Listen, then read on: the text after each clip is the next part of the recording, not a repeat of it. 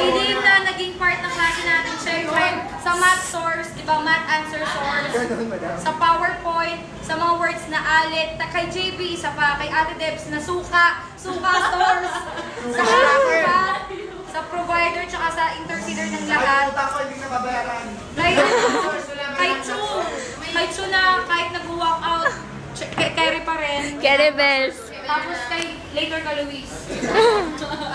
Tapos kay Shine, na sobrang saya kasama, di ba? Kahit nang ano siya, ganyan.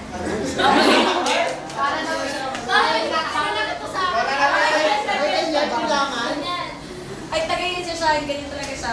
Tapos kay Remily na napaka-hot temper. Gigil. Tapos kay Caris na kay Pitch din kung minsan. Kay Kathleen. Itom. Na magpupulsay kasi may gawa. Kasi may itom. Kay FD, na source na lahat ng pagkain.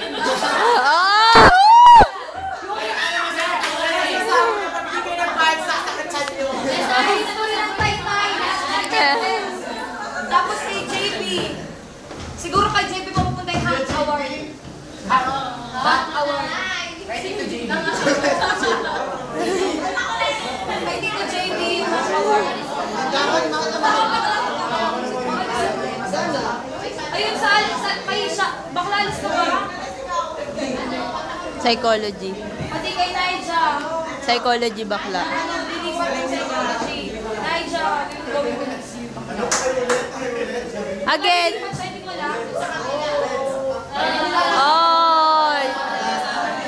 Kay Luis. Especially. Especially kay Luis na daday ang kasiyahan. JS. Tapos kahit na may spell yung ugali niya, saya-saya niya kasama. Kahit ganyan siya, ugali, UGA. Kahit na ang lutong niya magmura, ulol. Very pa rin. Sana hindi lang ito yung class na pagsasama-sama natin. Umatin kayo sa 29 kasi meron talaga kayong award. Promise gagawa talaga ako. Awarding tayo. Nalaman na rin. May award tayo. Tapos ayun. Siyempre sa pag-alis nyo, huwag nyo kalilimutan yung natin sa software. Evicted na kayo. Hindi pa bakla. Pwede pa kayo mag-merebles pa kayong bumalik. Voluntary exit. Voluntary exit.